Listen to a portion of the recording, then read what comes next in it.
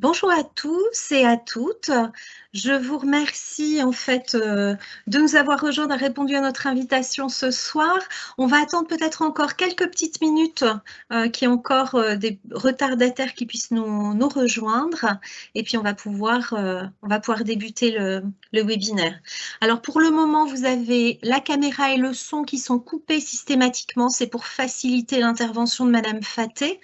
À partir de la fin de l'exposé, vous aurez bien sûr la possibilité d'intervenir et de poser des questions. À ce moment-là, j'activerai bien sûr votre caméra et votre micro, que vous puissiez vous exprimer.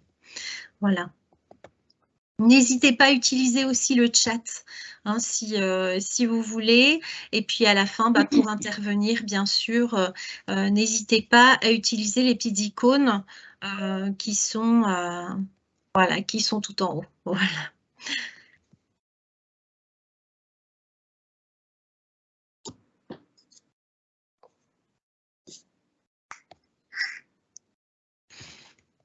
Très bien.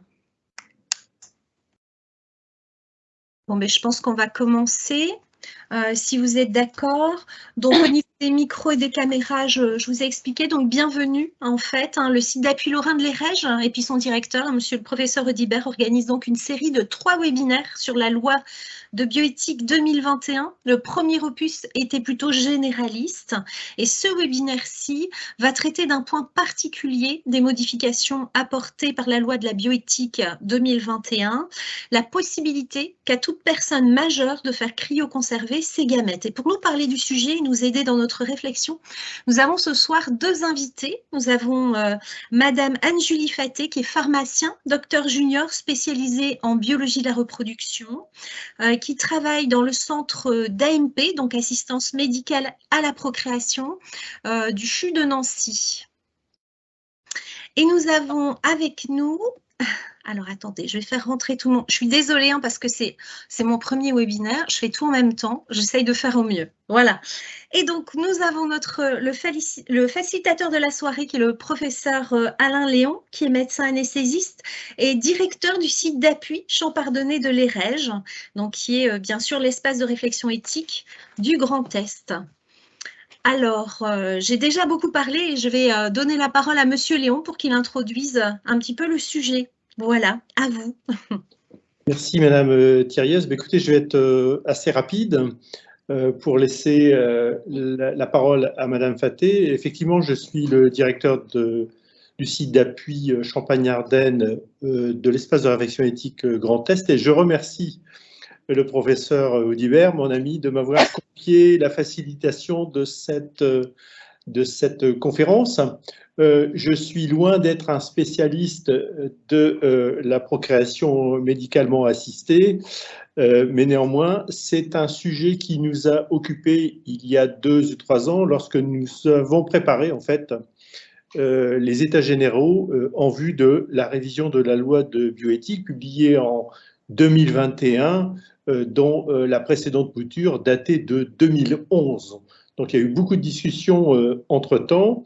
Et je pense que Madame Faté va nous proposer, en fait, je dirais, une revue, en fait, de l'évolution des lois de bioéthique concernant cet aspect des choses et comment nous sommes passés, en fait, d'une conservation des gamètes à visée médicale à une autoconservation des gamètes que l'on peut appeler sociale ou sociétale, ce qui n'est pas, bien entendu, sans poser un certain nombre de problèmes ou de questions plutôt éthiques que vous nous livrerez d'ailleurs à la fin de cette conférence. Madame Faté, je vous remercie en tout cas par avance de votre intervention qui va s'appuyer sur un diaporama extrêmement intéressant. Je vous remercie.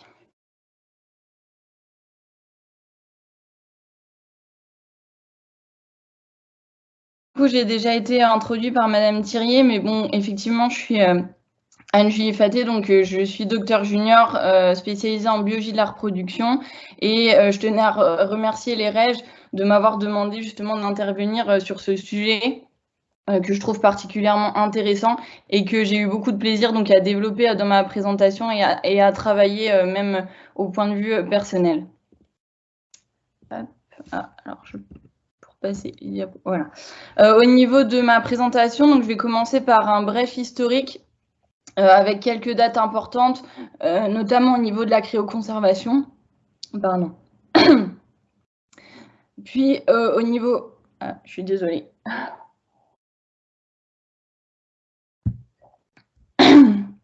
Puis au niveau technique, je vais parler de la congélation lente et de la vitrification.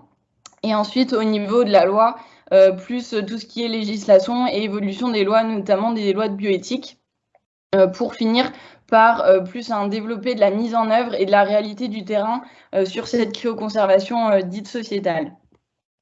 Au niveau du coup historique, les grandes étapes scientifiques de la cryoconservation, donc il y a des premières traces de cryoconservation qui ont été découvertes en 1776 avec des tentatives de congélation de sperme, notamment dans de la neige. Et donc des chercheurs en fait ont observé que du sperme mis dans de la neige en fait immobilisait les spermatozoïdes, et lorsqu'on les réchauffait, on avait une reprise de la survie de ces spermatozoïdes. Et c'est bien plus tard, en 1949, qu'il y a un Anglais, donc Christopher Pulge, qui a découvert en fait l'action protectrice d'une molécule qu'on appelle le glycérol, et qui en fait permet de protéger les cellules de la congélation. Et donc c'est cette avancée qui entraîne une nette amélioration des techniques de conservation, avec la création de la première banque de sperme au niveau bovin. S'ensuit ensuite des inséminations de ce sperme qui était congelé, et en 1951, on obtient la première naissance vivante d'un veau issu de sperme congelé. C'est au début des années 50 que sont testées les premières techniques de congélation de spermatozoïdes humains par un chercheur qui s'appelle Jérôme Kallmann-Sherman et qui en fait a découvert qu'on pouvait éviter la destruction de ces spermatozoïdes donc en les congelant. Et il a pu aussi réimplanter donc ce sperme chez des patientes. On a obtenu également la première naissance donc en 1953. S'ensuit en 1963 la création de banques de sperme au niveau international, donc notamment États-Unis et Japon. Et en 1973, c'est en France que sont créés donc les premiers centres de conservation des spermatozoïdes, donc qui sont les CECOS, pour Centre d'études de la conservation et des œufs et du sperme humain.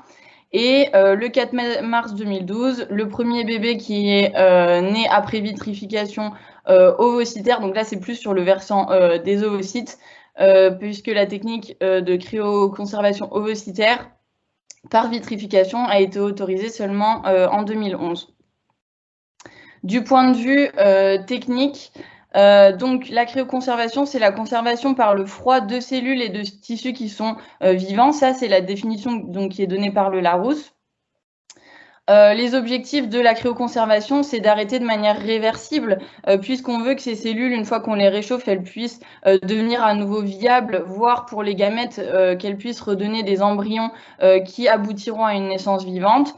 Donc un arrêt réversible du métabolisme cellulaire, mais également un maintien de l'intégrité des cellules, puisqu'on veut que les cellules, après décongélation, soient strictement identiques à ce qu'elles étaient avant la congélation. Et également assurer la stabilité génétique. On ne veut pas qu'il y ait de détérioration du matériel génétique et de l'information génétique contenue dans les cellules lors de ce processus de congélation. Donc, on a besoin d'avoir une méthode qui est fiable, qui est reproductible et surtout qui assure une viabilité optimale des cellules après réchauffement. Et on a deux techniques de conservation, donc la congélation lente et la vitrification, donc, que je vais développer juste après. Sur un aspect très général, ce qui peut être cryoconservé, chez l'homme, on peut conserver des spermatozoïdes, mais aussi du tissu testiculaire, ce que je développerai pas ici. Donc ça, c'est plus dans des cas de préservation de la fertilité pour raisons médicales. Et chez la femme, on peut congeler des ovocytes ou du tissu ovarien. Et pour les patients qui sont en couple et dont on souhaite préserver la fertilité, on peut également congeler des embryons. Au niveau de la congélation lente, comparée à la vitrification, donc la différence fondamentale entre les deux techniques se situe en fait dans la vitesse de refroidissement. Lorsqu'on fait de la congélation lente, on a d'abord un refroidissement de 0,3 degrés par minute jusqu'à à peu près moins 30 degrés, puis une descente rapide en température jusqu'à moins 196 degrés. Pourquoi moins 196 degrés? En fait, c'est la température de l'azote liquide. Quand on fait de la vitrification, par contre, on a une plongée directe dans l'azote liquide et donc la descente en température est d'à peu près moins 20 000 degrés par minute. Cette différence, elle est fondamentale parce que la vitrification permet en fait d'éviter la formation des cristaux de glace dans les cellules. Et ces cristaux de glace, quel effet ils ont? Ils ont d'abord un effet destructeur s'ils se forment à l'intérieur de la cellule, puisqu'on imagine bien que des cristaux de glace vont détruire l'intégrité cellulaire. Mais s'ils se forment aussi à l'extérieur des cellules, en fait, il y aura un appel d'eau, les cellules vont se déshydrater et ça va également être toxique pour elles. Et donc, le processus de vitrification a été développé pour éviter justement cette formation de cristaux de glace. Dans l'article de Courbière et al., donc, qui est une gynécologue à Marseille, elle a précisé donc, la définition de la vitrification, qui en fait est un processus physique au cours duquel un liquide est piégé dans un état solide qu'on appelle état vitreux par un refroidissement rapide qui fige les molécules. En d'autres termes, c'est en fait ça permet de passer de l'état liquide à l'état solide sans formation de ces cristaux de glace. Sur cette figure, je voulais juste montrer donc, les différences de descente en température. Donc la vitrification, donc avec une descente en température qui est très rapide, contrairement à la congélation lente, où la descente est beaucoup plus lente pour se finir par une étape plus rapide par la fin. Ça, c'était des photos donc d'ovocytes pour en fait vous montrer l'aspect des cellules lorsqu'elles subissent le processus de vitrification. Tout à gauche, on a un ovocyte qui est dit frais, donc avant congélation.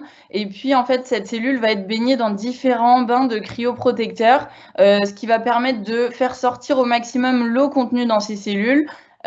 Pour éviter, pareil, la formation de cristaux de glace lors de la vitrification. Et donc, on voit bien sur ces photos que ce n'est pas un processus qui est sans impact sur les cellules au vu de l'état de rétractation de l'ovocyte à la fin de la vitrification. Pour ce qui est des spermatozoïdes, alors l'image est un peu floue, mais le but en fait de cette étude, c'était de démontrer le pourcentage et l'effet de la congélation sur les spermatozoïdes. Donc ce qu'on voit essentiellement, c'est qu'en fait avant et après congélation, on a une baisse de la mobilité, soit par problème d'intégrité structurelle des spermatozoïdes, mais aussi par une mauvaise survie des spermatozoïdes au processus de congélation. Et donc, ce qu'on voit, c'est les chiffres entourés en rouge. On a environ une baisse de 60% de la mobilité après congélation. Au niveau de la conservation, donc que ça soit pour les spermatozoïdes ou les ovocytes, ils sont congelés sur des paillettes en fait, ou dans des paillettes qui sont mises dans l'azote liquide. Ces paillettes sont mises dans des visotubes, eux-mêmes regroupés dans des gobelets, puis dans des tiges au niveau des cuves. Tout ça pour vous expliquer en fait la nécessité d'avoir un rangement qui soit très précis pour retrouver les paillettes qui sont rangées dans ces cuves. Au niveau de la limite de conservation dans le temps, il n'y a pas de limite. Vraiment, les cellules sont figées, mais on renvoie quand même tous les ans, à partir du moment où il y a eu une conservation, une demande de relance pour savoir si les patients souhaitent poursuivre ou arrêter la conservation. À savoir que s'ils souhaitent arrêter de conserver leurs gamètes, ils ont le choix entre 3 possibilités, la destruction, le don à la recherche ou le don à un autre couple. Là, j'ai mis quelques vidéos juste pour visualiser les cuves et donc les paillettes ici. Donc, c'est des paillettes d'ovocytes. Alors là, par exemple, on voit donc là ce que la technicienne a sorti. Donc, c'est donc un canister qui contient donc plusieurs gobelets empilés les uns sur les autres. Là, on va voir, donc elle va sortir le gobelet donc, qui contient tous les bisotubes avec toutes les paillettes. Donc les manipulations se font toujours dans l'azote liquide, donc avec des gants. Il faut vraiment veiller à ce que les gamètes restent en contact avec l'azote liquide pour pas qu'il y ait de risque de congélation, décongélation par inadvertance. Donc là, ce qu'on voit, c'est donc effectivement toutes les paillettes d'ovocytes ou d'embryons qui sont conservées. Et ces paillettes ont elles-mêmes des couleurs différentes pour permettre de les différencier plus facilement. Et dans la troisième vidéo, donc là, c'est plus pour vous montrer donc, le rangement des paillettes, donc toujours qui se fait donc, dans l'azote liquide. Hop. Au niveau des paillettes de spermatozoïdes, donc là c'est pour vous montrer donc après l'automate comment sont prises donc les paillettes et de la même manière on les plonge dans l'azote liquide avant congélation et rangement définitif.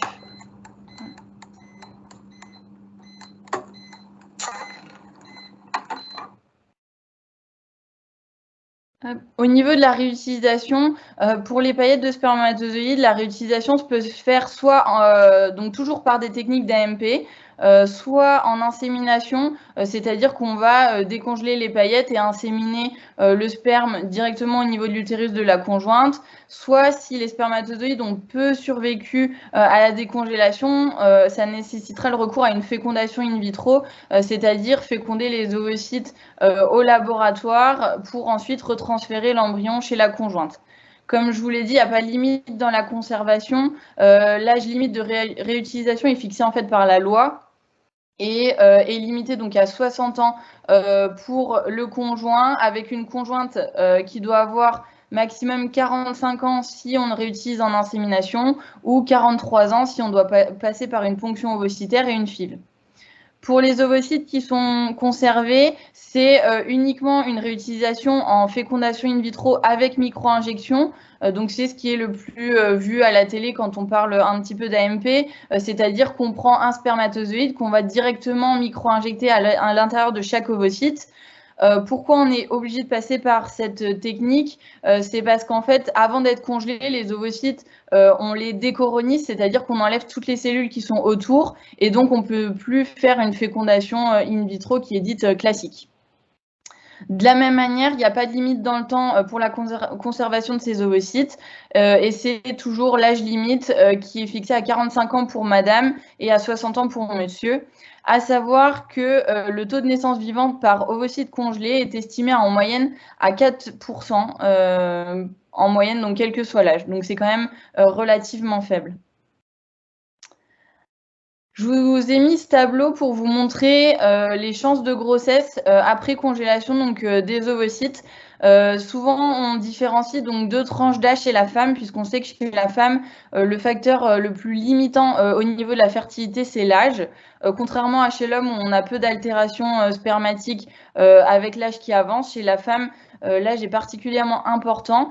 Et donc, généralement, on différencie avant 35 ans et après 35 ans. Et c'est ce qu'on voit vraiment sur ces chiffres. On a des taux de grossesse qui chutent très franchement lorsque les ovocytes ont été congelés après 35 ans.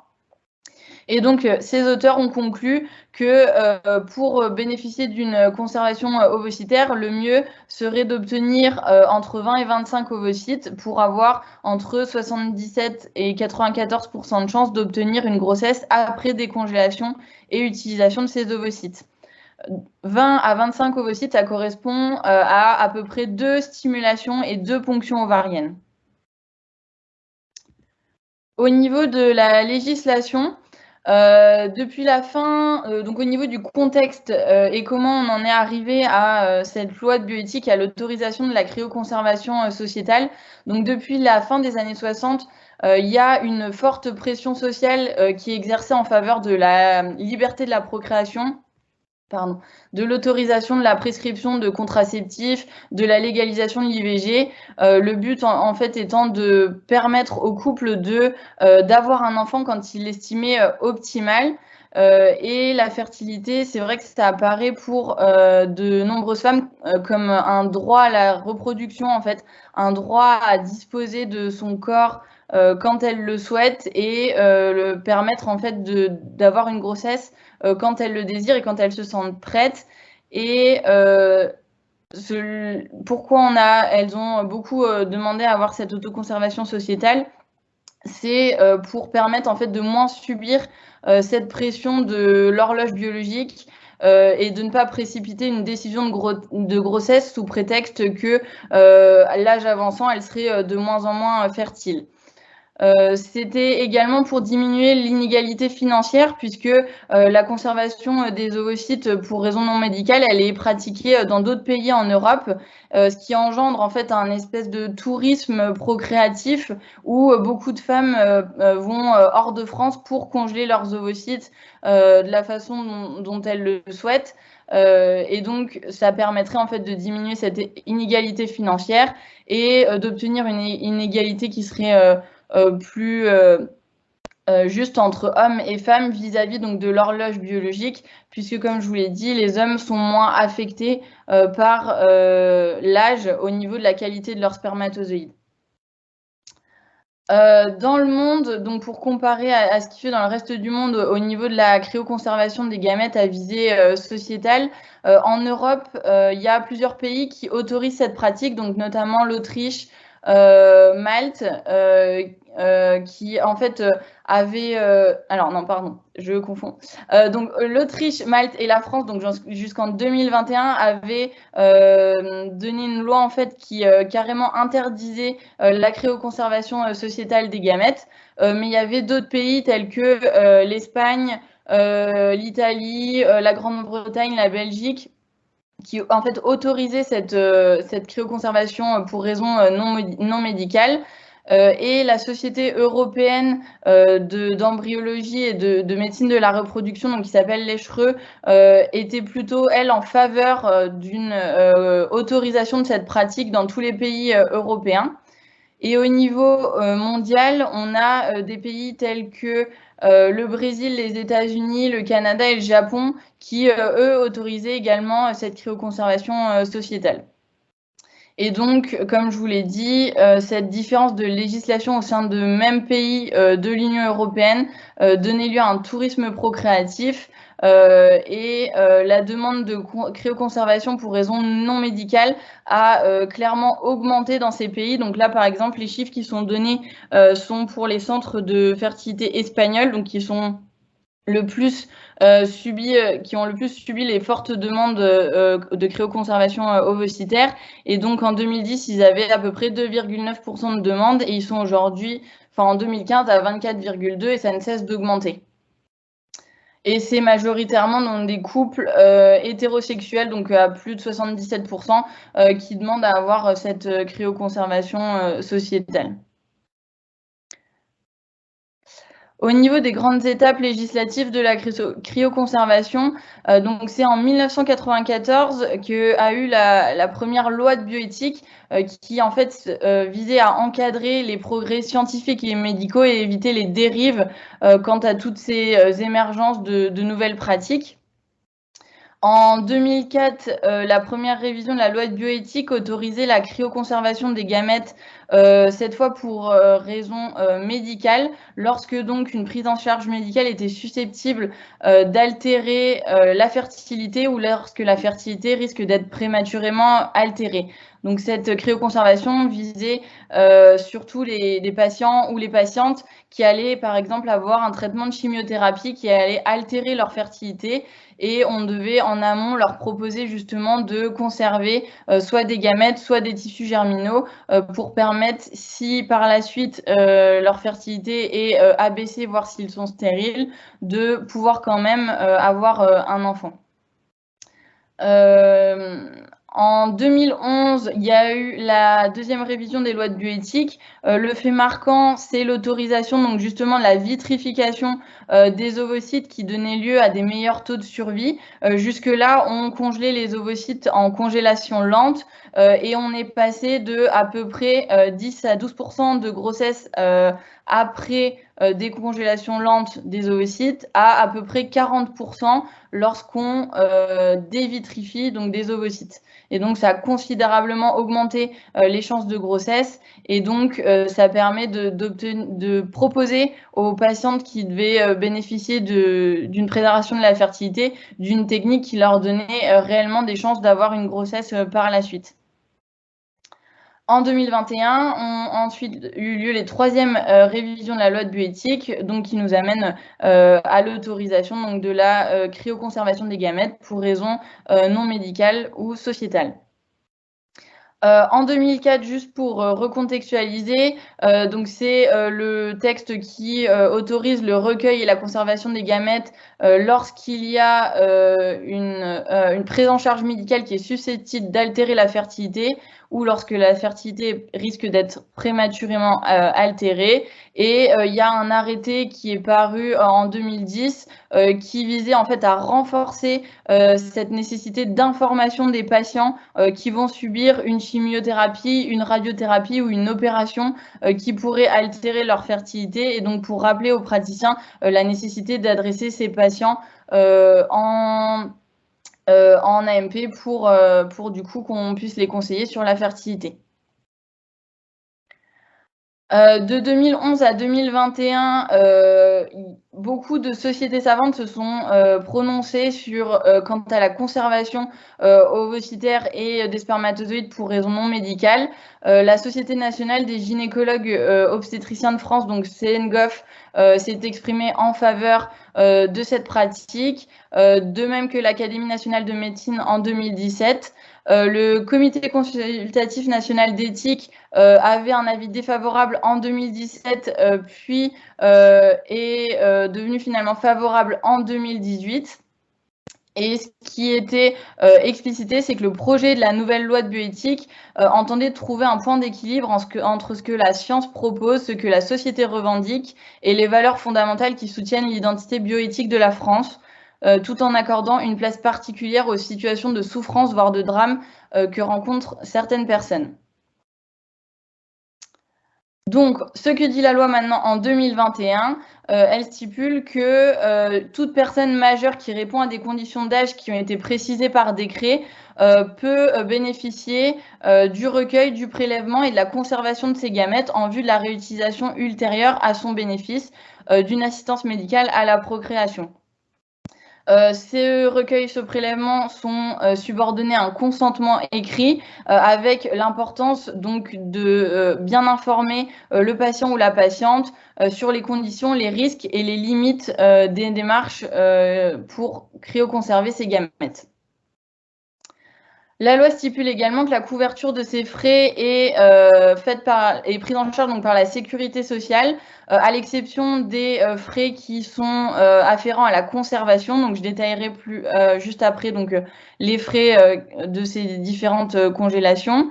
Et les conditions d'âge donc ont été fixées par la suite au niveau du décret d'application donc du 28 septembre 2021. Et donc, le prélèvement d'ovocytes est autorisé chez la femme à compter de son 29e anniversaire et jusqu'à son 37e anniversaire. Et pour ce qui est des spermatozoïdes, ça peut être réalisé à compter du 29e anniversaire, donc comme pour la femme, mais cette fois jusqu'à son 45e anniversaire, puisque de la même manière, l'altération des paramètres spermatiques est moindre avec l'âge, et donc on peut avoir un bénéfice à cryoconserver des gamètes même à 45 ans. Au niveau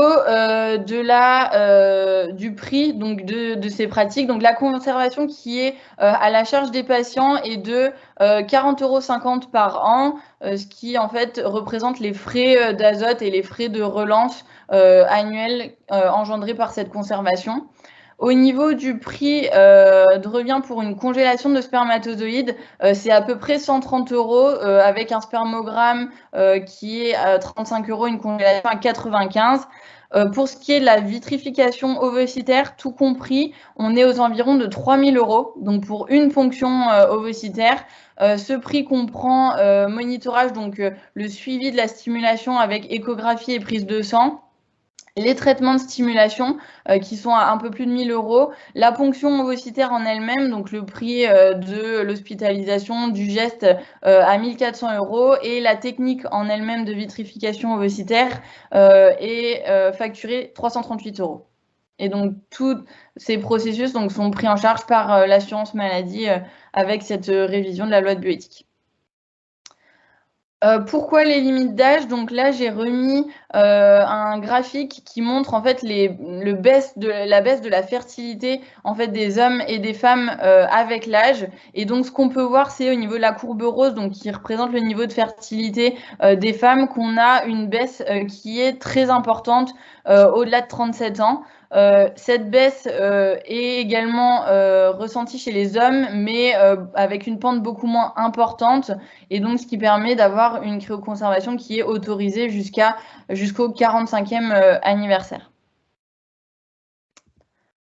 Je vais maintenant vous parler donc de la mise en œuvre de cette cryoconservation sociétale des gamètes. Au niveau du parcours, les patients qui souhaitent bénéficier de cette pratique donc, doivent avoir une consultation clinico-biologique pour les informer en fait des risques, des techniques, des examens à réaliser au préalable. Ils doivent également signer un consentement pour la congélation de ces gamètes et avoir des sérologies réglementaires qui sont valables et de moins de 3 mois, donc négatives, puisque en fait c'est des tests de sécurité sanitaire. Comme les paillettes sont conservées dans des cuves d'azote avec les paillettes de tous les patients, il faut en fait prouver qu'il n'y a pas de risque de contamination, même si ça n'a jamais été prouvé des paillettes entre elles. Au niveau du recueil, pour les spermatozoïdes, donc il y a un recueil qui est fait par masturbation, puis on réalise la congélation au laboratoire. Pour les ovocytes, les patientes qui souhaitent en bénéficier doivent avoir une stimulation ovarienne qui dure à peu près 10-15 jours, puis une ponction au bloc opératoire pour récupérer donc ces ovocytes qui seront ensuite congelés au laboratoire. Au niveau de la ponction ovocytaire, donc la patiente est installée en position gynécologique et elle se fait donc sous anesthésie locale ou générale, et à l'aide d'une sonde d'échographie sur laquelle il y a une aiguille, on vient aspirer donc le contenu des follicules. Donc c'est le contenu qu'on voit ici donc en noir. Avec l'aiguille, on aspire le liquide dans des petits tubes, et donc ces follicules qui ont une taille suffisante devraient a priori contenir des ovocytes matures. Et ensuite, au laboratoire, on va justement rechercher ces ovocytes dans des liquides de ponction pour pouvoir les congeler. Les risques. Du côté masculin, il n'y a pas réellement de risque lié au recueil. Par contre, c'est particulièrement important d'informer les femmes du risque lié donc à la stimulation hormonale, mais également à la ponction ovocytaire. La stimulation hormonale, donc pour pouvoir récupérer suffisamment d'ovocytes, on donne un traitement hormonal à ces patientes et donc elles risquent donc d'avoir des ovaires hyper stimulés avec des risques qui sont thromboemboliques, des ascites. Enfin, il y a pas mal de risques médicaux dus à la prise de ces hormones et à la stimulation ovarienne. Et il y a également des risques liés à la ponction ovocytaire puisque l'aiguille vient ponctionner les ovaires et donc on a des risques hémorragiques. Il y a des organes également qui sont à côté des ovaires et donc ces organes peuvent être perforés. Comme toute chirurgie, il y a des risques d'infection et du fait que les ovaires sont très stimulés, ils sont très gros et on a des risques en fait de torsion des ovaires. Donc c'est particulièrement important d'informer les patientes sur tous ces risques. Au niveau du taux de réutilisation, donc une étude américaine qui a été publiée en 2021 a mis en évidence que seulement 5 à 10% des patientes qui avaient demandé une cryoconservation pour raison non médicale avaient finalement réutilisé leurs ovocytes. Ça, c'est une étude donc, qui a été faite aux États-Unis, là où la cryoconservation sociétale est autorisée depuis pas mal d'années. Et de la même manière, en France, on a démontré que les ovocytes qui sont cryoconservés pour raison médicale ont des taux de réutilisation donc, à peu près similaires, donc on est aux alentours de 5%. Et donc, on pourrait donc imaginer que le pourcentage de réutilisation serait également aux alentours de 5% si on se base sur le modèle américain et sur les données qu'on a actuellement des patientes qui ont conservé pour des raisons médicales. Le délai de réalisation, cette cryoconservation, elle est autorisée depuis septembre 2021, mais la demande, elle est particulièrement hétérogène sur le territoire. Nous, par exemple, à Nancy, on n'a pour le moment pas encore eu de demande de préservation de la fertilité du point de vue masculin. Pour les femmes, on a eu quelques femmes qui ont consulté, mais pour l'instant, personne n'est allé jusqu'au bout de la démarche. Mais en Île-de-France, il y a énormément de demandes et on est actuellement à peu près 6 mois à 1 an d'attente pour avoir une congélation ovocytaire. Et donc, on a plusieurs patientes d'Île-de-France qui viennent jusqu'à Nancy pour demander à bénéficier de cette cryoconservation dans un délai plus rapide. Au niveau de la balance bénéfice-risque, on peut s'interroger au vu du faible taux de réutilisation quant à la balance bénéfice-risque pour ces femmes qui risquent en fait de ne pas utiliser leurs ovocytes qui auraient été vitrifiés. Du fait du jeune âge des ovocytes utilisés, l'autoconservation pour raisons sociétales, ça pourrait en fait permettre de réduire les ovocytes anormaux et donc le risque de fausse couche par rapport à des grossesses qui auraient été obtenues par FIV chez des femmes qui auraient essayé d'avoir un enfant à un âge un petit peu plus avancé. De plus, ça offre la possibilité d'avoir un enfant qui serait génétiquement sien. Donc, on pourrait imaginer que ça réduirait le délai de recours, le besoin de recourir aux dons d'ovocytes, par exemple. Et ça met un terme à la condition actuelle du don qui stipule en fait qu'une patiente qui va donner ses ovocytes, si elle n'a pas d'enfant, en fait, elle a la possibilité de congeler, en tout cas, elle avait la possibilité de congeler des ovocytes pour elle. Et en 2019, on avait à peu près la moitié, un petit peu moins, des donneuses qui congelaient, enfin qui faisaient un don, qui demandaient à avoir une congélation ovocytaire pour elles-mêmes également. Et donc, on pouvait s'interroger sur la motivation de ces donneuses qui, justement, demandaient également à bénéficier d'une congélation ovocytaire. Et ça permettrait de redonner plus d'altruisme à toute la pratique de don qui n'aurait pas de contrepartie avec la congélation des gamètes de façon personnelle. On peut se demander si beaucoup de femmes en fait iront jusqu'au bout de la démarche après toutes ces informations, après informations sur les risques liés à la stimulation, à la ponction ovocytaire, aux bénéfices et aux risques, puisque les taux de grossesse sont quand même assez limités. Et donc à l'heure actuelle, c'est difficile d'estimer combien de femmes et combien de tentatives vont réellement aller jusqu'au bout de la démarche. Du coup, la cryoconservation des gamètes à visée sociétale, donc quels sont les objectifs? Le but, c'est, les objectifs, cette pratique peut être perçue comme une solution face à l'inégalité biologique entre les hommes et les femmes, puisque c'est a priori essentiellement les femmes qui demanderont à recourir à cette pratique. Cependant, ça pose quand même pas mal de questions au niveau éthique et également économique. Quand on voit le prix qui va être du coup payé par la sécurité sociale pour réaliser ces congélations ovocytaires dont les ovocytes ne seront peut-être jamais réutilisés. Et ça pose également question sur le rôle de la médecine dans la société, puisque maintenant on peut se demander quelle est la limite entre le physiologique et le pathologique et le rôle de la médecine dans tout ça. Et ça dépend essentiellement des cadres normatifs en fait que chaque personne a sur la pratique de la médecine, à savoir est-ce qu'on considère que la cryoconservation ovocytaire sociétale a pour but de prévenir une infertilité qui arrivera avec l'âge et donc qui pourrait en fait être une sorte de technique préventive à l'infertilité, ou si c'est juste une façon en fait de répondre à un besoin de société et à un souhait par les femmes de pouvoir avoir une grossesse quand elles le souhaitent. Et c'est vrai que la frontière entre pathologique et physiologique est un petit peu parfois difficile à estimer, à jauger, puisque certaines femmes à 43 ans n'auront pas de soucis pour tomber enceinte, alors que d'autres auront une réserve ovarienne qui aura déjà franchement diminué.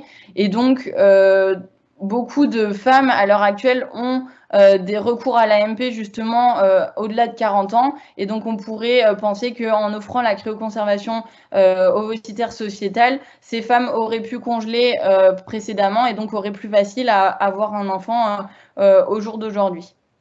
Je pense qu'il faut quand même rester prudent parce que cette pratique présente quand même de nombreuses limites et de nombreux risques qu'il faut absolument informer les patientes qui souhaitent préserver leurs ovocytes. Et on a énormément de revues qui sont parues dans la littérature et qui justement résument ces informations qu'il faut absolument communiquer aux patientes, puisqu'on va congeler des spermatozoïdes et des ovocytes, mais on ne peut en aucun cas garantir que c'est une solution miracle et qu'on obtiendra forcément une grossesse en réutilisant ces ovocytes. Il y a également le délai de réflexion qui est particulièrement important et qui est aujourd'hui fixé à au moins 1 mois entre la première consultation et la signature du consentement pour vérifier que la patiente a bien eu le temps de réfléchir à tous les enjeux de cette cryoconservation ovocytaire. J'ai remis ici juste l'évolution entre la loi de bioéthique de 2011 et de 2021 sur la définition de l'assistance médicale à la procréation, puisqu'en 2011, l'assistance médicale à la procréation, c'était destiné à lutter contre une infertilité qui était médicalement diagnostiquée de personnes qui vivaient en couple de sexes différents et qui ne parvenaient pas à procréer spontanément. Et donc, dans ce contexte, l'autoconservation sociétale était non autorisée hors contrepartie du don. Et en 2021, donc la définition de l'AMP a totalement changé et maintenant on définit l'assistance médicale à la procréation comme un projet parental pour tout couple formé d'un homme et d'une femme ou de 2 femmes ou d'une femme non mariée.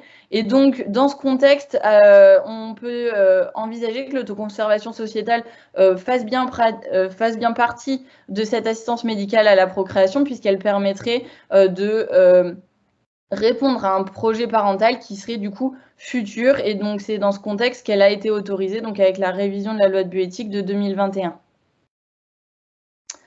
En conclusion, on peut se demander si cette cryoconservation pour raison non médicale ne risque pas d'augmenter l'âge à la première maternité. En France, cet âge à la première maternité ne fait que augmenter puisque maintenant les femmes prennent de plus en plus de temps avant d'accéder à la maternité, finissent leurs études, attendent d'avoir une situation financière et une vie de couple stable avant d'envisager d'avoir une grossesse. Et donc le fait d'avoir des ovocytes qui seraient éventuellement congelés de sécurité pourrait encourager ces femmes à attendre encore plus. Mais à quel prix, puisque on ne peut pas garantir qu'elles arriveront à obtenir une grossesse même en réutilisant leurs ovocytes qui seront congelés. J'ai remis primum non nocere, donc qui est une phrase qui fait partie du serment d'Hippocrate. Donc premièrement, ne pas nuire, donc vraiment pour réinsister sur la nécessité d'absolument informer les patientes des bénéfices et des risques liés à cette congélation sociétale pour en fait vraiment peser cette balance bénéfice-risque, parce qu'une patiente qui aurait une réserve ovarienne très diminuée, chez laquelle on pourrait uniquement congeler 3-4 ovocytes par ponction, on peut imaginer qu'on ne va pas lui faire 5 ponctions ovocytaires, et on ne va pas non plus lui faire une seule ponction ovocytaire pour lui congeler 4 ovocytes, avec le peu de chances de grossesse qu'il y a par la suite si jamais on les réutilise.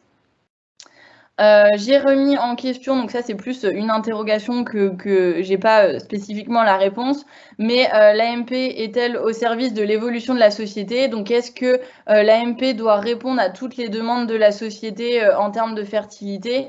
Et dans ce cas, est-ce que jusqu'où va-t-on?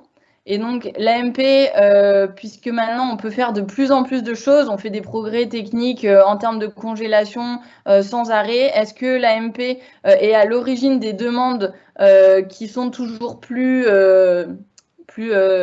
vont toujours plus loin en termes de fertilité? Donc on pourra penser notamment aux utérus artificiels, où bientôt il y aura éventuellement des bébés qui seront conçus et qui grandiront même en dehors du corps humain. Et donc j'ai mis cette phrase à la fin, donc si les techniques précèdent les questions, la science dépasse la nature et aux humains d'en définir les limites. Non, ça je remets. Voilà.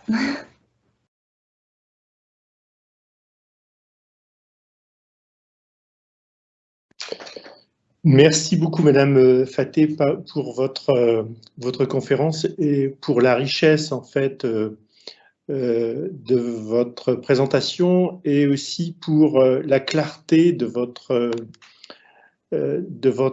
PowerPoint. Hein. Je pense qu'il sera accessible en ligne pour les personnes qui le souhaiteront, parce que vraiment, on y apprend beaucoup de choses. En tout cas, il y a le rappel des essentiels.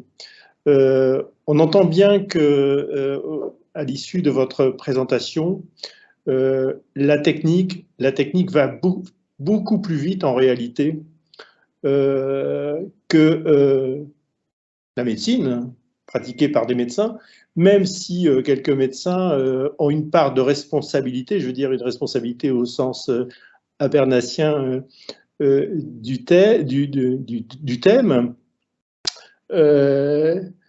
C'est vrai que la réflexion, elle suit en réalité l'apparition de la technologie, et c'est bien entendu un problème. On préférerait bien entendu que la réflexion précède, mais c'est quasiment impossible. Hein. Ça fait partie, je dirais, de la part de rêve des chercheurs. Hein. C'est comme ça. Et puis ensuite, eh bien, les médecins sont soumis effectivement à une demande sociétale, et finalement le législateur, lui, il est entre les deux, et il s'adapte en fait d'une certaine façon. En tout cas, il adapte les lois pour qu'elles correspondent, je dirais, aux souhaits du plus grand nombre, ce qui fait que nous sommes passés finalement d'une procréation médicale à une procréation, enfin une cryoconservation que vous avez appelée, que l'on appelle hein, communément sociétale à ce jour. J'imagine que dans l'assistance, il y a de nombreuses questions, à la fois sur la technique, sur le devenir des gamètes non utilisés, sur les différents problèmes, y compris d'ailleurs, comment je dirais, la prise en charge par, comment je dirais, ou la prise en charge, ou l'organisation d'un business autour de cela, hein, puisque jusqu'à ces dernières années, en tout cas, la procréation médicale assistée était réservée à des centres, on va dire, de santé publique, et puis je crois savoir, il me semble en tout cas, que cela commence à passer dans le privé, et que même des institutions privées propose ce type de cryoconservation. Alors, on va laisser la place aux questions.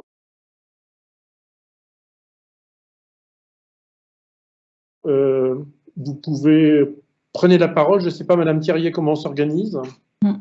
Oui, ben, si vous voulez, je vais lire les questions qui nous arrivent sur le chat et comme ça nous permettra d'échanger. Alors, une première question, est-ce que le fait de cryopréserver les ovocytes tôt peut entraîner au final une infertilité de la femme qui n'aurait pas eu lieu sans ce recours? Alors ça, c'est une très bonne question et c'est une question qui est posée par énormément de patientes. Je ne suis pas revenue sur la physiologie en détail, mais effectivement, c'est souvent une question qui revient. Alors, non, et pourquoi? En fait, on a donc une femme née avec, on a un stock, en fait, une réserve ovarienne qui est constituée en fait durant la vie fétale, qui atteint son maximum au 6e mois à peu près de la vie in utero. Et à partir de ce 6e mois in utero, en fait, cette réserve, elle ne fait que diminuer. À la naissance, on a un stock d'à peu près 100 000 ovocytes qui sont en stock moyen pour toute femme. Et donc, à chaque cycle, à partir de la puberté, en fait, on perd plusieurs ovocytes. Pourquoi? Parce qu'en fait, on a à chaque cycle plusieurs ovocytes qui rentrent de toute façon tous en croissance. Et en fait, on a un seul ovocyte qui va, on dit dominer, qui sera en fait le plus sensible aux hormones. Et donc, tous les autres ovocytes qui seront rentrés en croissance vont ensuite dégénérer. Quand on fait une stimulation ovarienne, en fait, on ne va pas prendre plus d'ovocytes, on va juste empêcher que tous les ovocytes qui vont normalement dégénérer dégénèrent. En fait, on va les stimuler pour qu'on n'ait pas un seul ovocyte qui soit dominant, mais plusieurs qui tiennent en fait tout le long du cycle et qu'on puisse ponctionner à la fin. Je ne sais pas si c'est clair sur l'explication, parce que c'est un petit peu compliqué en termes de physiologie, mais en fait, le message essentiel, c'est que à chaque cycle, on n'a pas un seul ovocyte qui rentre en croissance et qui est ovulé, mais on a bien plusieurs follicules qui rentrent en croissance. Il y en a un qui devient dominant, les autres rentrent en atrésie. Et donc, le but de la stimulation et ce qui sera recueilli lors de la ponction ovocytaire, c'est tous ces ovocytes qu'on aura finalement réussi à récupérer en administrant les hormones. Et donc, on les aurait perdus, entre guillemets, de toute façon, qu'il y ait une stimulation ovarienne ou pas. Et donc, ça joue absolument pas sur la réserve. D'accord, je trouve que c'est très clair. Voilà, donc oui. Alors après, une autre question. Pour les femmes de 37 ans et au-delà, est-ce qu'elles peuvent bénéficier de dons d'ovocytes ou est-ce qu'il y a une limite aussi? Pour le don d'ovocytes, alors la limite, c'est l'âge qui est fixé en fait par les lois pour l'assistance médicale à la procréation. À partir du moment où on a recours à un don d'ovocytes qui n'a pas de ponction ovocytaire, c'est autorisé jusqu'à 45 ans pour la femme. Et après, les conditions pour recourir à un don d'ovocytes, c'est fixé en fait en fonction du bilan de la femme. Est-ce qu'il y a un réel intérêt ou pas à recourir au don d'ovocytes et aussi au délai d'attente, puisque c'est très variable. Et donc, une patiente qui aurait, par exemple, un peu plus de 40 ans et qui demanderait à recourir à un don d'ovocytes, on aura tendance à lui dire d'aller hors de France parce que le délai d'attente en France est souvent assez long, de 1 an et demi à 2 ans en fonction des centres. Et donc, pour pas qu'elle perde de temps et qu'elle accède plus vite à la grossesse, ça peut être indiqué. Le don d'ovocytes, ça dépend vraiment du bilan. On ne peut pas donner d'âge comme ça, mais en tout cas, à plus de 37 ans, c'est possible si c'est indiqué, sans problème. D'accord. Merci. Une autre question sur la durée de conservation des ovocytes. Du coup, pour la durée de conservation, il n'y a pas de limite dans le temps pour la conservation. Pareil pour les spermatozoïdes, on a des ovocytes et des spermatozoïdes qui sont congelés depuis très très longtemps dans nos cuves. Grâce aux techniques de congélation, en fait, la cellule, elle est vraiment figée et donc elle bouge pas. Et si on les décongelait, à part un taux de survie qui peut être un peu diminué si c'était une congélation lente, il n'y a pas de souci pour la réutilisation. S'ils survivent à la décongélation, après, on peut obtenir des embryons sans souci, que ce soit des ovocytes qui étaient congelés il y a 1 an, 5 ans ou 10 ans. D'accord. Alors après, une question que je me pose moi. Donc, qu'est-ce qu'on fait justement des gamètes qui sont cryogénisées et en fait pour lesquelles il n'y a pas de demande? Qu'est-ce qui se passe en fait pour ces gamètes-là? Ils sont détruits, ils sont utilisés autrement? Est-ce qu'il y a voilà. Alors, du coup, nous, on renvoie un courrier de relance tous les ans. Si jamais on n'a pas de nouvelles, on envoie des courriers avec recommandé. À partir du moment où on n'a pas de nouvelles pendant 5 ans, qu'on a envoyé un courrier recommandé sans réponse, on a théoriquement le droit de détruire les gamètes. Dans la pratique, c'est jamais réalisé parce que ça demande de prendre une énorme responsabilité pour les centres si jamais il y a une demande par la suite. Enfin voilà. Donc dans la pratique, c'est pas fait.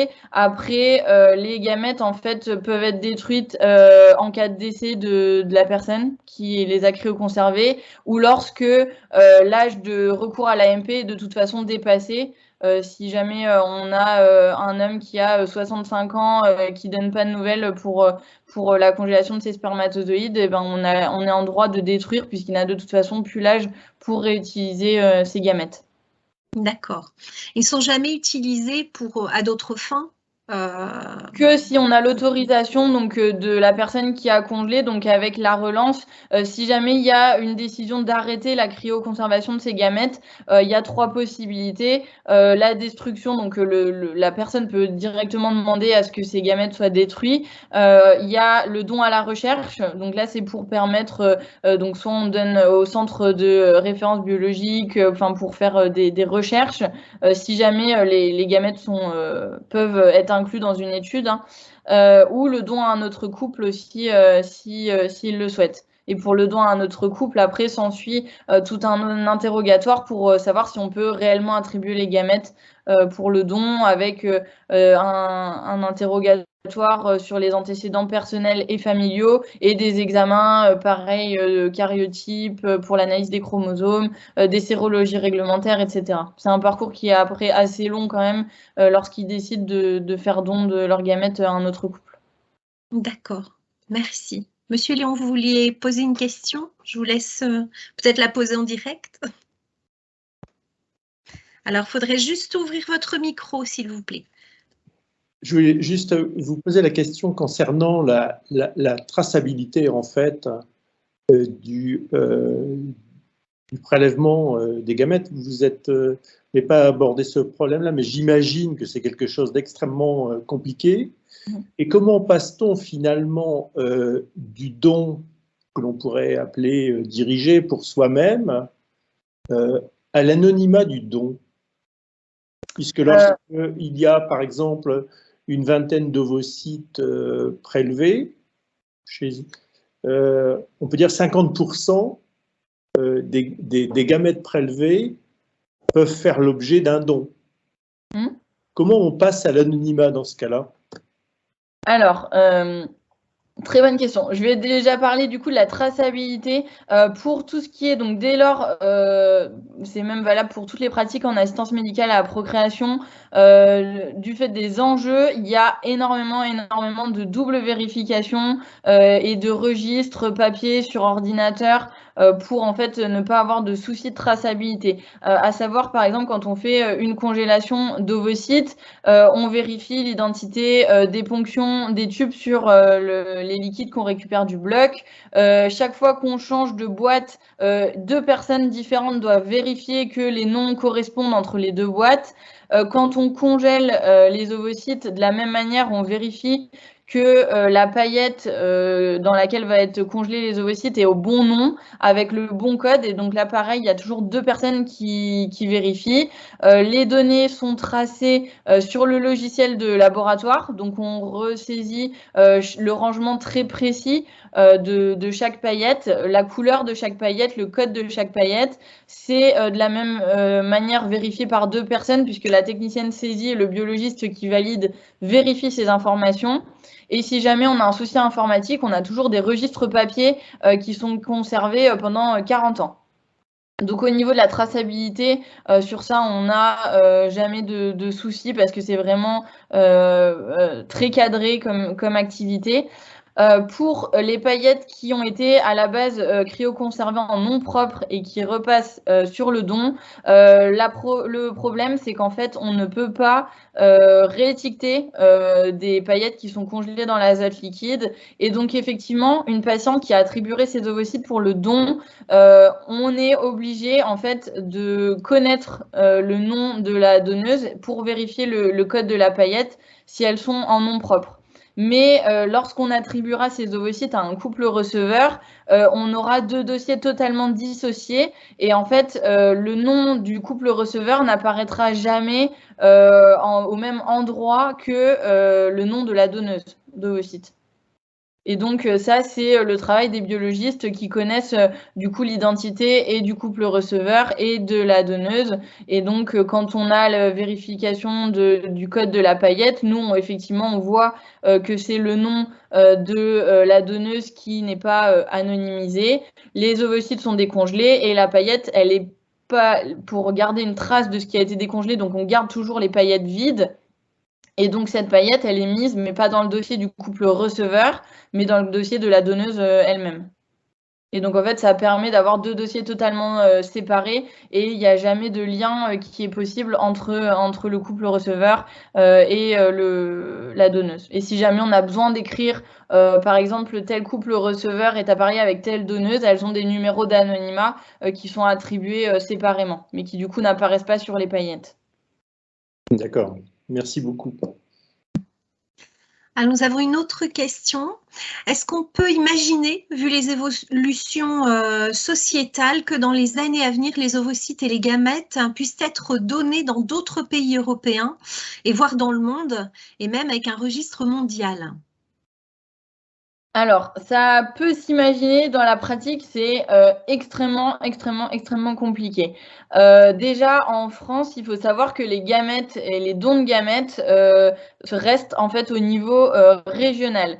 Par exemple, à Nancy, on est un centre de dons, donc on a des donneurs de spermatozoïdes, des donneuses d'ovocytes et des donneurs d'embryons. Et en fait, entre guillemets, pour les paillettes de sperme, on fournit l'autre centre d'assistance médicale à la procréation, donc Majorelle à Nancy. On fournit le centre d'AMP d'Épinal et le centre d'AMP à Metz.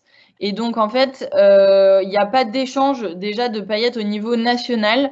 Donc, tous les donneurs qui viennent donner à Nancy auront des paillettes qui seront distribuées, en tout cas dans les environs de Nancy, pour les gamètes.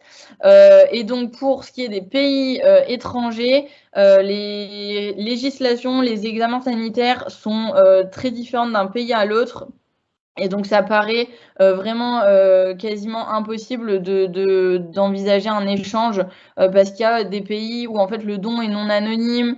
Il y a des pays qui demandent beaucoup moins de choses au niveau sécurité sanitaire, pas forcément le cariotype. Les donneurs sont moins interrogés sur leurs antécédents personnels et familiaux. Et donc, du fait de toutes ces différences au niveau réglementaire, ça paraît compliqué à mettre en œuvre. D'accord, merci. Alors, une autre question, le don intrafamilial est-il toujours interdit? Le don dirigé, qu'il soit intrafamilial ou avec quelqu'un que vous connaissez, est de toute façon interdit. C'est pour respecter toujours l'anonymat des donneurs, même si avec la révision de la loi de bioéthique, il y a l'accès aux origines, donc, dont on parlera voilà, plus tard. Donc l'accès aux origines qui stipule qu'un enfant issu du don à ses 18 ans aura la possibilité, s'il le souhaite, de demander à connaître soit l'identité du donneur, soit des données qu'on qualifie de non identifiantes, à savoir sa profession, la couleur de ses cheveux, etc., ne remet pas en cause ce principe d'anonymat qui est que le donneur ne connaît pas l'identité du couple receveur et le couple receveur ne connaît pas l'identité du donneur. Et donc, tout don dirigé est interdit, mais on demande toujours aux patients qui viennent pour recourir à un don de sperme ou d'ovocytes, s'ils n'ont pas dans leur entourage une connaissance qui serait un donneur, par exemple, de spermatozoïdes qui voudrait effectuer un don, Le but, c'est pas de leur attribuer justement les gamètes à eux spécifiquement, mais forcément, si tout le monde fait ça et si on augmente le nombre de donneurs, la prise en charge sera plus rapide pour les couples qui vont demander à bénéficier d'un don de sperme ou d'ovocytes. D'accord, merci. Monsieur Léon, je vous laisse. Oui, j'ai une question justement à propos des origines et notamment l'accès de l'enfant à naître à ses origines. Est-ce que du point de vue de vos connaissances, c'est un frein au don de gamètes? Alors, moi, je donne ce que je vois donc tous les jours. On a pas moins de donneurs qui consultent. C'est même assez stable, voire un petit peu en augmentation cette année. Et à chaque fois, moi, je pense que depuis le début de l'année, j'ai quasiment eu aucun donneur qui était opposé à ce droit d'accès aux origines. Pour les donneuses d'ovocytes, pareil qu'on a à Nancy, très peu s'y opposent. Alors, est-ce que c'est un biais de recrutement ou est-ce qu'en fait les gens sont déjà informés du fait qu'il y a ce droit d'accès aux origines qui a été voté et donc on a un tri qui se fait en amont où les gens qui ne sont opposés ne viennent même pas consulter pour éventuellement avoir des informations sur le don. Mais en tout cas, on n'a pas une diminution du nombre de donneurs et même chez les gens qui donnent leurs embryons, donc qui sont des gens en fait qui ont eu un parcours d'assistance médicale à la procréation il y a plusieurs années, qui ont des embryons mais plus de projet parental, ils ont la possibilité de donner ces embryons à d'autres couples. Donc même la plupart de ces couples donneurs d'embryons en fait sont plutôt favorables à ce droit d'accès aux origines. On en a très peu qui refusent. Il y en a mais très peu. Je pensais qu'il y en aurait plus. Merci. Alors j'ai une autre question qui concerne les tests génétiques. Est-ce que des tests génétiques, à votre connaissance, sont réalisés sur les gamètes? Alors, le seul test génétique qui peut être fait sur les gamètes en France, c'est en fait le diagnostic préimplantatoire, c'est-à-dire des patients qui risquent en fait de transmettre une maladie dite incurable à leur enfant, ont le droit de bénéficier de l'assistance médicale à la procréation pour en fait faire des embryons in vitro qu'on va tester génétiquement et on ne retransférera au couple qu'un embryon qui est indemne de la pathologie recherchée. C'est une pratique qui est très encadrée avec des mutations, donc vraiment spécifiquement la mutation recherchée, on ne regarde rien d'autre, à savoir que dans certaines pathologies, on va rechercher une anomalie chromosomique très particulière et en faisant le test génétique, on peut voir qu'il y a par exemple une trisomie 21 aussi sur cet embryon, mais c'est pas ce qu'on recherchait. Et ben l'embryon n'a pas le droit de l'exclure pour le fait qu'il y ait une trisomie 21, qu'il soit porteur d'une trisomie 21, parce que c'est pas la mutation ou l'anomalie chromosomique qu'on recherchait, et donc on n'a pas le droit de rendre un test génétique là-dessus. Ce qui était beaucoup demandé avec la révision de la loi de bioéthique, mais qui a été à nouveau refusé, c'est le dépistage justement sur les embryons des aneuploïdies, c'est-à-dire des anomalies chromosomiques qui engendrent donc par exemple les trisomies ou les fausses couches. Parce qu'on a en fait des petits bouts de chromosomes qui sont allés se mettre sur d'autres chromosomes et donc on sait que ces embryons-là ne seront pas viables, donc donneront des fausses couches ou il y aura des soucis chez les enfants.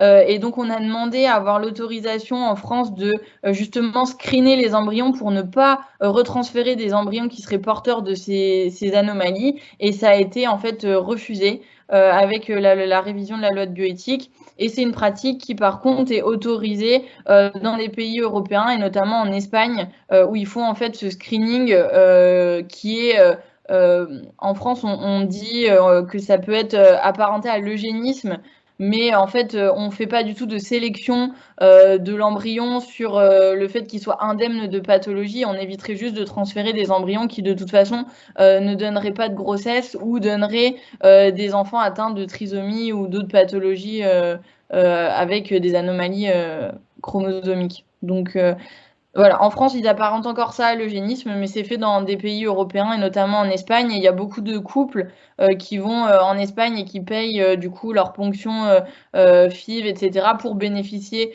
de ce diagnostic. Et en fait, ça augmente les taux de grossesse puisqu'on va éliminer d'emblée tous les embryons qui de toute façon donneraient des fausses couches ou des enfants avec des anomalies chromosomiques. Mmh. D'accord. Alors, une autre question. Avec les tests ADN disponibles à l'étranger, ne pourrait-on pas imaginer que des enfants souhaitent retrouver leurs origines, comme on peut le voir pour les enfants adoptés, par exemple? Si, tout à fait. Et c'est d'ailleurs, ça a d'ailleurs déjà été fait. En fait, le droit d'accès aux origines, ça a été porté par en fait un couple essentiellement qui, en fait, ce couple, donc c'est connu, hein, le monsieur a écrit un livre. Et donc, en fait, c'était lui qui était principalement à l'origine de cette demande de droit droit d'accès aux origines. En fait, c'était un enfant lui-même issu du don qui en fait l'a appris quand il était jeune, mais dans sa famille, ils ont fait vraiment un secret de ce don. Il avait absolument le droit d'en parler à personne, c'était très tabou, et donc il l'a très mal vécu. Et quand il est devenu plus grand, en fait, il a cherché à trouver son donneur et il a en fait réalisé un test génétique. Donc ces tests génétiques sont interdits en France, mais c'est très facile de s'en procurer, hein. Il suffit de commander ça sur Internet. On reçoit un colis des États-Unis. On a un écouvillon, on prend un peu de salive, on renvoie ça aux États-Unis et donc ils peuvent donner des informations très précises. Et donc cet homme a comme ça retrouvé son donneur. Il a su très précisément qui c'était et où il habitait. Et sa conjointe était elle-même issue de dons. Et elle cherchait aussi également son donneur et elle était sur le point de le retrouver. Bon, ça, c'était il y a 1 an que j'avais entendu leur topo, mais elle cherchait également à connaître son donneur. Et avec les tests génétiques, ça devient de plus en plus facile, effectivement. Et c'est quelque chose de toute façon on prévenait en fait les donneurs qui venaient quand même sur le fait que l'anonymat était quelquefois un peu relatif parce qu'avec tous ces tests génétiques qui sont de plus en plus poussés, ça devient assez aisé de retrouver ses origines et de retrouver des membres de sa famille et de remonter jusqu'à l'identité du donneur. D'accord. Alors, une autre question. Depuis la révision de la loi bioéthique, y a-t-il des demandes des ressortissants étrangers à faire une cryopréservation en France? Alors, dans l'autre sens, oui, mais dans ce sens-là. Alors non, parce que les ressortissants étrangers, ils ont de toute façon pour la prise en charge en France, ils pourraient pas avoir un remboursement par la sécurité sociale s'ils sont ressortissants étrangers, donc ils n'ont pas spécialement d'intérêt à en faire en France. Surtout que, comme je vous l'ai dit, on fait pas de dépistage des anomalies, etc. Donc, si des patients veulent aller dans d'autres pays, ils se tourneront pas vers la France. Je pense qu'ils iront plus vers l'Espagne, qui est un pays qui est franchement très habitué à cette pratique, tant au niveau des moyens mis en œuvre, parce que les centres d'AMP espagnols sont vraiment monumentaux et donc ils sont capables de faire énormément d'actes et de ponctions. Voilà. À partir du moment où ils payent, il n'y a pas forcément d'intérêt à venir spécifiquement en France pour réaliser cette conservation. Donc je pense pas qu'on aura des demandes, voilà. Merci. Monsieur Léon, je vous laisse à nouveau la parole. Une question qui est souvent, enfin je veux dire, qui est en tout cas mise en avant par un certain nombre de détracteurs. Est-ce que vous avez des informations relatives à la cryoconservation des ovocytes dans le cadre de l'aménagement d'un parcours professionnel? On sait par exemple que Facebook conseille aux jeunes femmes de son entreprise la cryoconservation pour retarder tout désir de grossesse. Oui, bah ça c'est une dérive qui pourrait être possible après en France. C'est vrai que c'est quand même assez. Je crois qu'il y a Facebook, je crois que Google ils le font aussi. Enfin, toutes les grandes sociétés, je pense. En tout cas aux États-Unis, vu que la pratique se faisait déjà beaucoup avant, je pense qu'ils ont profité de ça pour voilà présenter ça comme la solution miracle où non pour l'instant vous travaillez puis vous pourrez de toute façon tomber enceinte après sans souci parce qu'on vous congèle vos ovocytes. Après, ça risque d'être effectivement peut-être une dérive à surveiller effectivement en France. Après, on essaye quand même d'avoir un consentement clair, d'interroger les patients qu'on voit sur le fait qu'ils auraient ou pas une pression. Je pense que ça se sent tirer quand même pas mal au niveau de l'interrogatoire de la patiente si c'était pas quelque chose qu'elle souhaitait d'elle-même. D'accord. Merci. Alors ensuite, encore une question. C'est bien parce que c'est un sujet qui suscite énormément de questions et diverses en fait. Hein. Donc, comment gérez-vous les demandes d'appariement formulées par les patients? Est-ce que des prises de contact entre centres sont réalisées lorsqu'il existe des difficultés de trouver des paillettes dans la région? Alors, les couples receveurs ne demandent aucun critère au niveau de l'appariement. Ils n'ont pas à demander d'appariement. C'est en fait le biologiste qui est libre de cet appariement. Et comment on fait l'appariement en pratique? Quand on a un couple hétérosexuel et qu'on a par exemple recours à un don de spermatozoïdes, pour apparier le donneur, en fait, on essaye de prendre un homme qui ressemble entre guillemets au membre masculin du couple receveur, à savoir en fait on apparie sur la couleur des cheveux, la couleur des yeux, la couleur de la peau et des fois un peu le morphotype poids-taille. Quand on a un couple de femmes, on doit bien le rationnel d'apparier avec la femme qui ne porte pas la grossesse. En fait, l'appariement, initialement, il était fait chez les couples hétérosexuels pour maintenir un petit peu le secret du don, donc avoir un enfant qui ressemblerait, en tout cas en partie, au père, alors que ce n'est pas le géniteur biologique de l'enfant. Après, ça s'est démocratisé parce que c'est aussi une façon de choisir, parce qu'on ne va pas faire au hasard, donc tant qu'à faire, autant respecter l'appariement avec l'homme du couple receveur. Pour les couples de femmes, c'est poser la question, pareil, du rationnel de faire cet appariement avec la conjointe qui ne porte pas la grossesse. Après, les recommandations ont été faites sur le fait qu'il fallait en fait privilégier en tout cas un appariement sur ces critères. La seule chose qu'on demande aux femmes qui auraient, ou même aux hommes qui auraient en fait des critères un peu morphologiques particuliers et compliqués, on leur demande s'ils souhaitent absolument respecter cet appariement ou pas. Pour savoir si on peut un peu déroger et attribuer éventuellement des paillettes d'un donneur qui n'aurait pas exactement toutes les caractéristiques morphologiques. Ça, on laisse la possibilité au couple receveur de nous dire s'il le souhaite ou pas. Et pour ce qui est des femmes seules, là, il fallait effectivement également choisir comment on procédait. Est-ce qu'on mettait au hasard des paillettes d'un donneur comme ça, sans critères particuliers? Le choix étant fait de plutôt essayer de respecter les critères morphologiques de la femme qui porte la grossesse, mais ça, c'est tout à fait arbitraire au niveau du choix de l'appariement.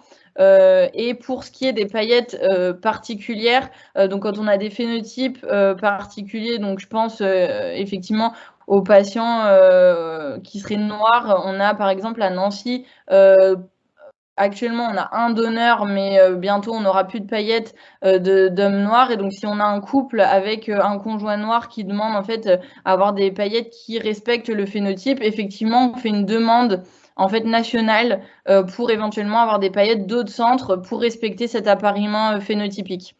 Ça peut être fait également sur des paillettes qui sont par exemple testées pour la mucoviscidose. Ça se fait également. C'est juste pour des patientes en fait qui seraient hétérozygotes, donc qui n'auraient pas la mucoviscidose mais qui seraient porteuses du gène.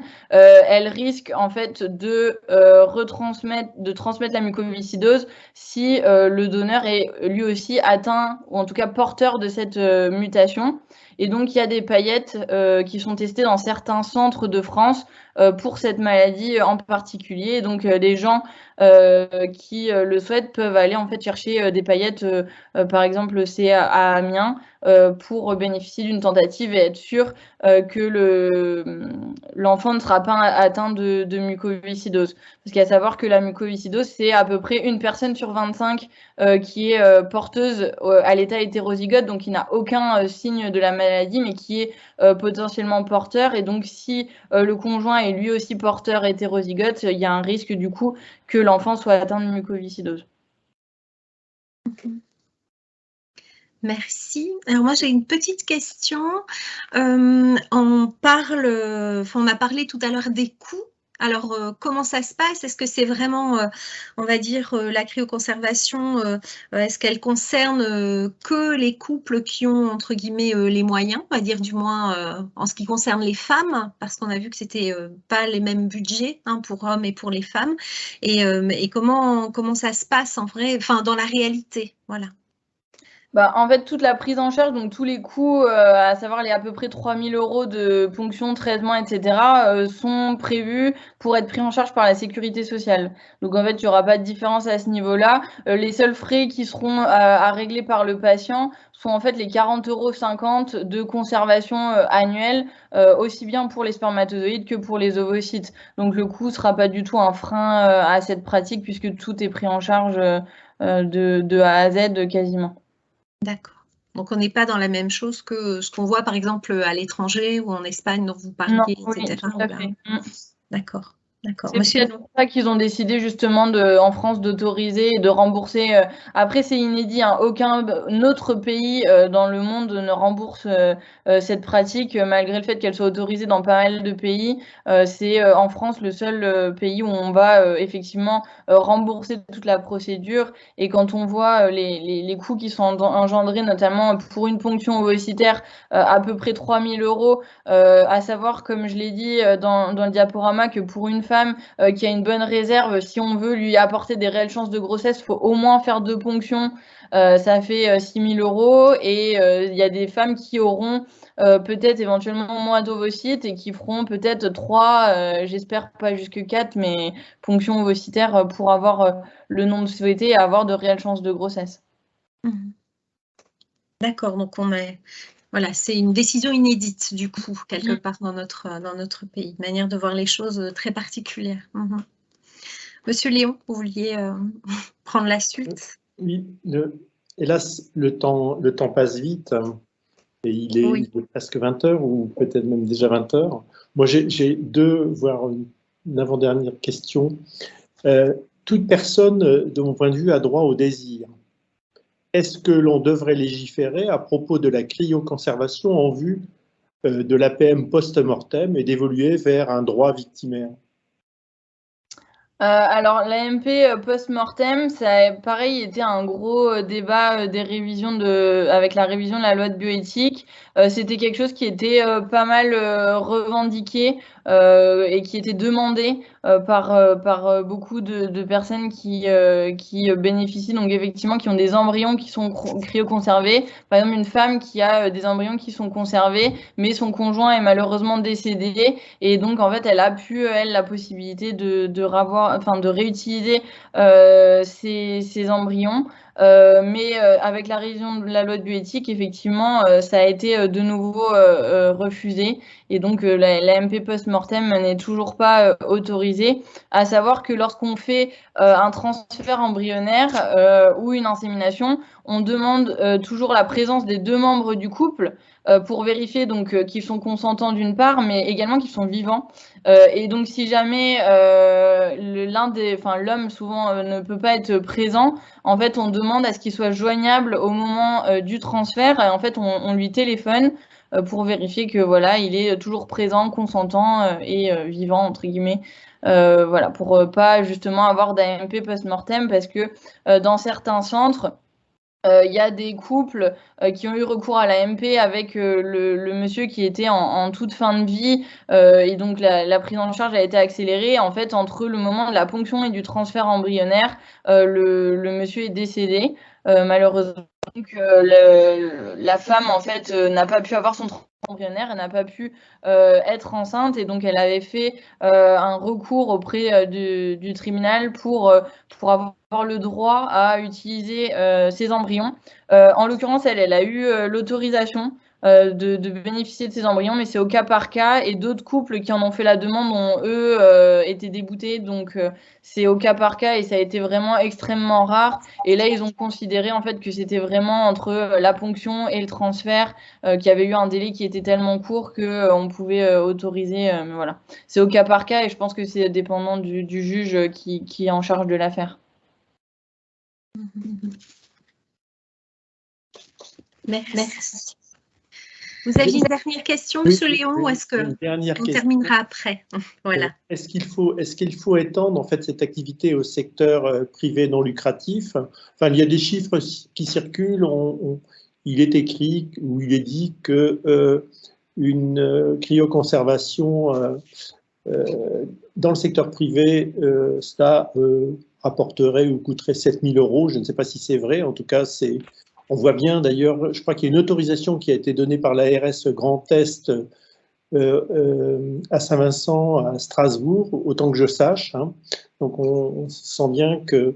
Et est-ce qu'il n'y a pas un risque finalement que l'on fasse de la procréation naturelle finalement une procréation, je dirais, technique, sinon finalement, je ne veux pas dire industrielle, mais en tout cas livrée à la technique? Alors pour l'ouverture au centre privé lucratif, en fait, ils ont actuellement une possibilité de réaliser ces cryoconservations sociétales sous réserve qu'il n'y a pas d'autres établissements publics aux environs qui réalisent en fait déjà, qui a déjà l'autorisation de la pratique. Donc il y a certains centres privés où on sait déjà qu'ils pourront le faire, et d'autres qui sont trop près de CHRU pour avoir l'autorisation.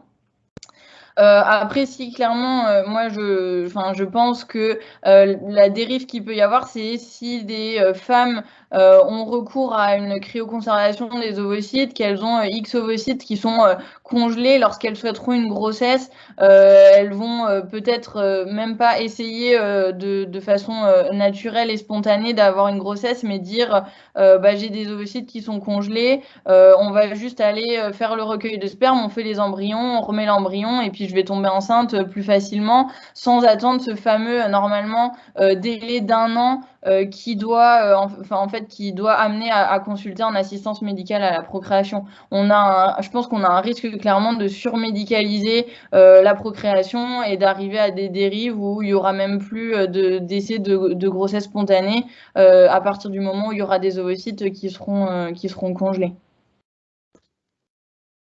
Merci beaucoup.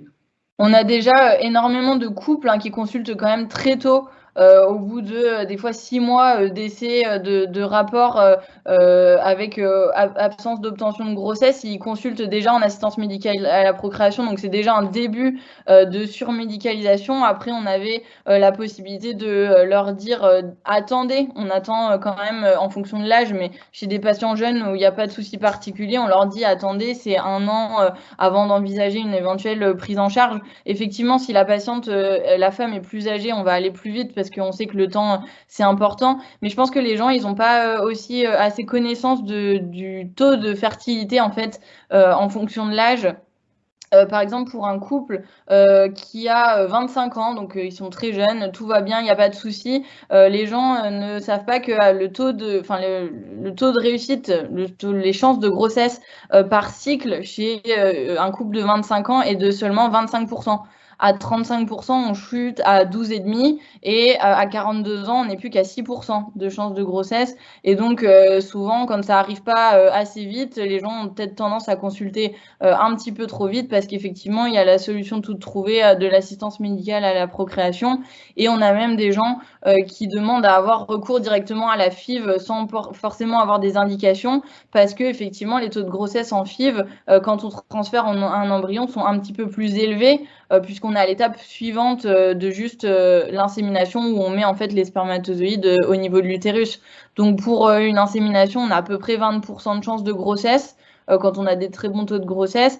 Et pour un transfert embryonnaire, on peut être à 30% si on a un embryon précoce, jusqu'à 50% pour des embryons tardifs. Donc des gens, des fois, réclament le passage en FIV, donc avec tout ce que ça implique, les risques, la ponction ovocytaire, pour accéder plus rapidement à la grossesse, je pense un petit peu par impatience.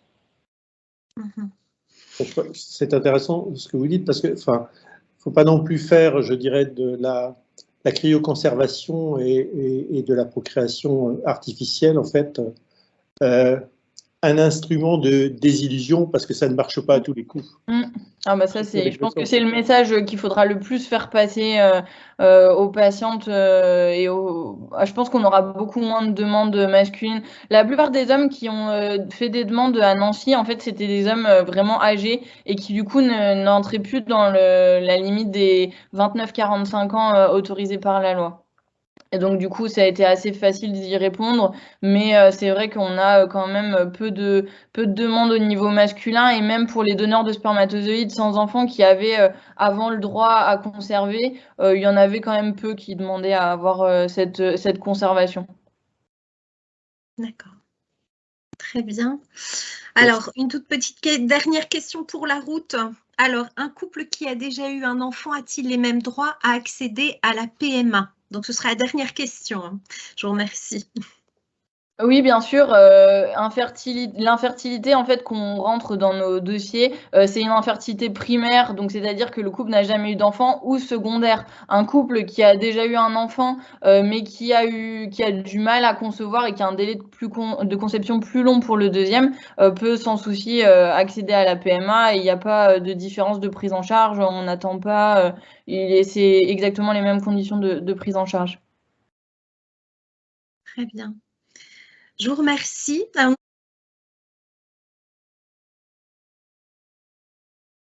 Nous allons conclure. Je tiens particulièrement à remercier nos deux intervenants pour ce partage de connaissances particulièrement intéressant et accessible.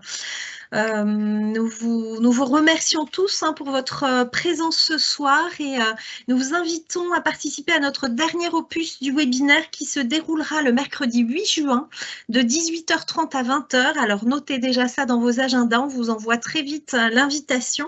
Et à cette occasion, nous aurons avec nous Madame Anne Gilson qui nous éclairera sur la question de la filiation, et tout particulièrement ces nouvelles règles d'accès aux origines pour les naissances issues de FIV, et notamment la fin de l'anonymat total des donneurs. Voilà.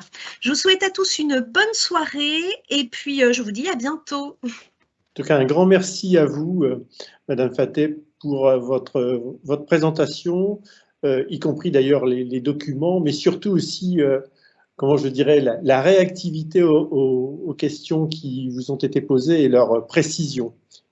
Merci beaucoup. Merci. Et merci de m'avoir invité à parler. C'était vraiment hyper intéressant, et même pour moi de retravailler le sujet et de creuser un petit peu certains aspects, et surtout du point de vue éthique, ce que j'avais pas forcément creusé encore, et c'était hyper intéressant de voir les évolutions de la loi. Donc c'était très enrichissant pour moi aussi. Bon, parfait. Eh bien, merci beaucoup, et puis au plaisir de vous accueillir à nouveau, en tout cas. Passez tous une bonne soirée et à bientôt. Au revoir. Merci beaucoup, au revoir.